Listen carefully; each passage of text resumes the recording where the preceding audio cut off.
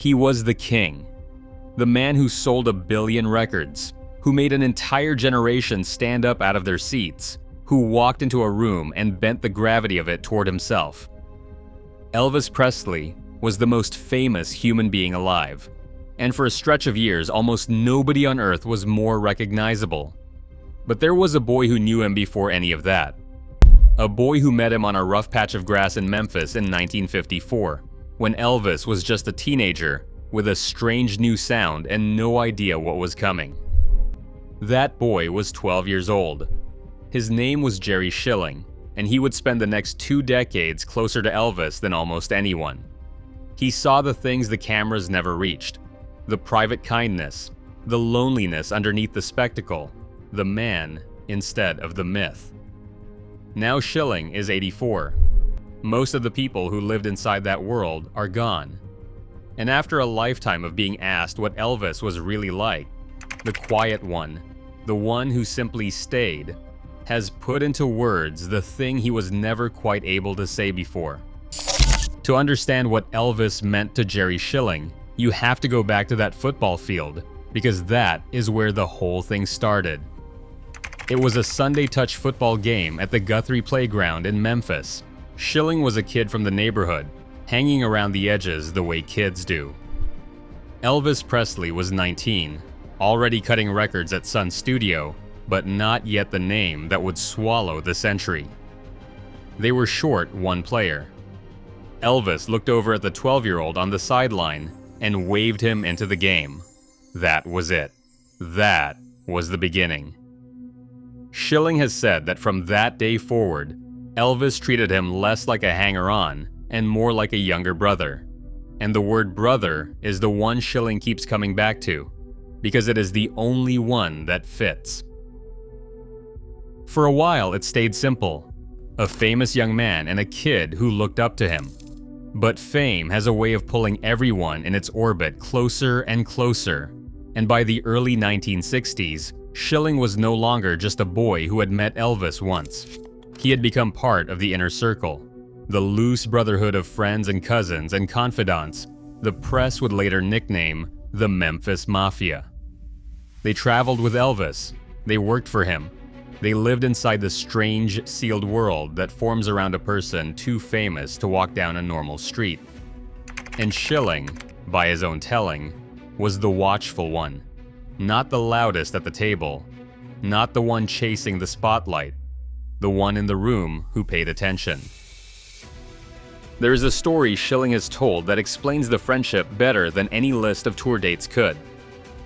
One day, Elvis simply bought him a house, handed him the keys to a place of his own, no fanfare, no expectation of anything in return. To Elvis, it was a gesture between brothers. To Schilling, it was something he would carry for the rest of his life. The proof that underneath the rhinestones and the screaming crowds was a man who loved the people he kept close and showed it in the most direct way he knew how. Therefore, the Elvis that Schilling describes is almost never the Elvis on the magazine covers. It is a quieter figure, generous to a fault, funny in private, and increasingly aware that the machine of his own fame had begun to close in around him. Because that is the part the spectacle hid. By the 1970s, Elvis was the biggest live act in the world, selling out arena after arena, the jumpsuits glittering under the lights at the Las Vegas Hilton. The crowds roared every night. The marquee outside spelled his name in letters you could read from across the strip. But the man inside the costume was carrying a loneliness that the people closest to him could see, and almost no one outside could. Schilling watched it happen. He watched the distance grow between the public Elvis and the private one. He watched a man who could fill a stadium with 20,000 strangers struggle to fill the quiet of his own life after the show ended, and the building emptied, and the lights went down. There were late nights in hotel suites that never seemed to end. A man surrounded by people and somehow alone in the middle of all of them. And this is the cruelty at the center of the whole story. The more the world had of Elvis, the less of himself Elvis seemed to have left. Fame had given him everything a person could want and quietly taken the one thing that mattered, the ordinary freedom to be just a man among friends. Schilling saw it clearly because he had known the version of Elvis that existed before any of it.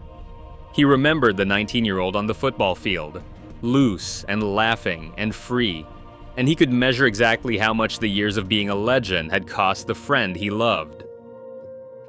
Schilling, by then, had begun building a life of his own. He moved into film editing, working in Hollywood, stepping back from the constant gravitational pull of being one of Elvis's men. The two stayed close, but the daily closeness of the early years had loosened into something more like the bond between brothers who grow up and move into separate houses. They still talked. They still loved each other. But Schilling was no longer living inside the sealed world, and from a little further out, he could see the shape of where it was heading. He has spoken about the worry of those years, the sense that the friend he had known since he was 12 was being slowly worn down by the very thing that had made him a legend. And then came the morning that ended it. August 16th, 1977.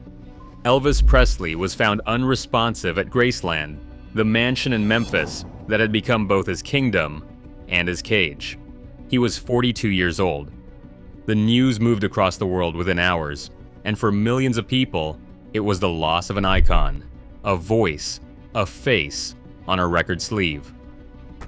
But for Jerry Schilling, it was the loss of the 19-year-old who had waved him into a football game when he was a kid with nowhere particular to be.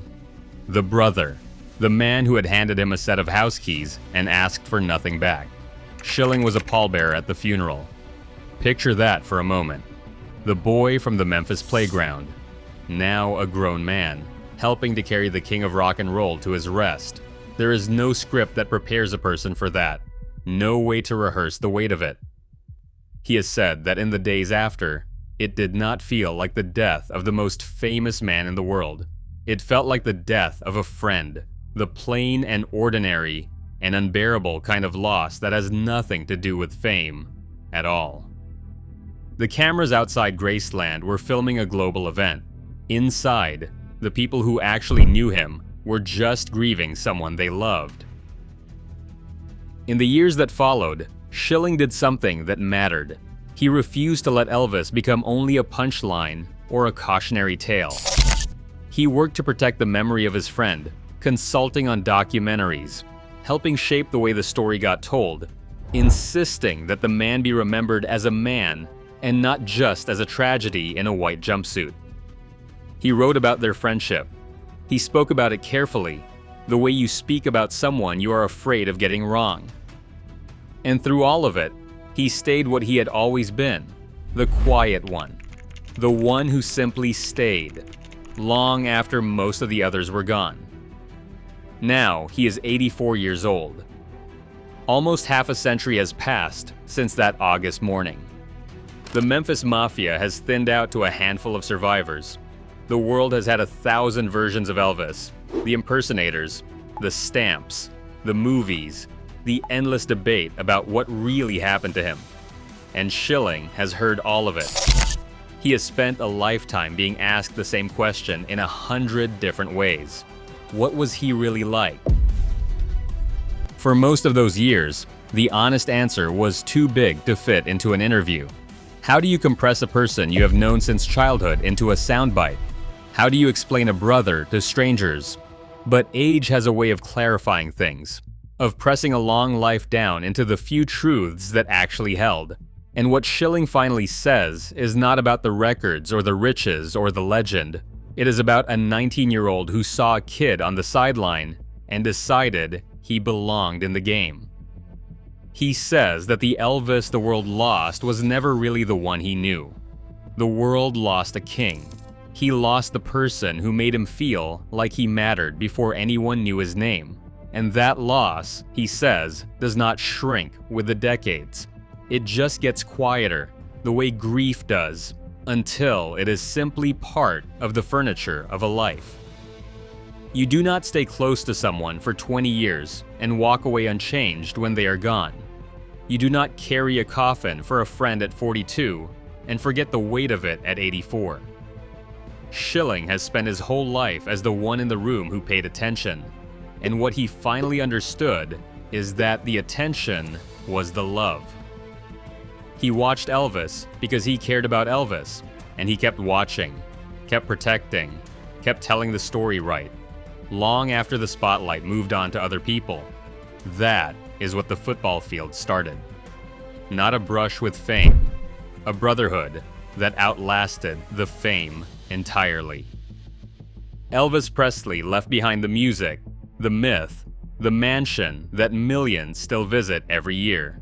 But he also left behind a handful of people who knew the man underneath, and they are nearly all gone now.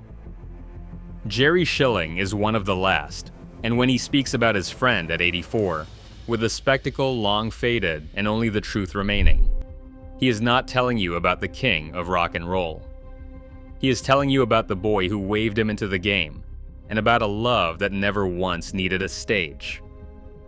If this story moved you, if Elvis Presley was part of your life or your parents' lives, leave a comment below and tell us what he meant to you. We read every one, and here is the question we want to leave you with. Do you think the people who knew someone before the fame are the only ones who ever really knew them at all? Tell us what you think, and share this with someone who remembers Elvis the way he deserved to be remembered. We will see you in the next one.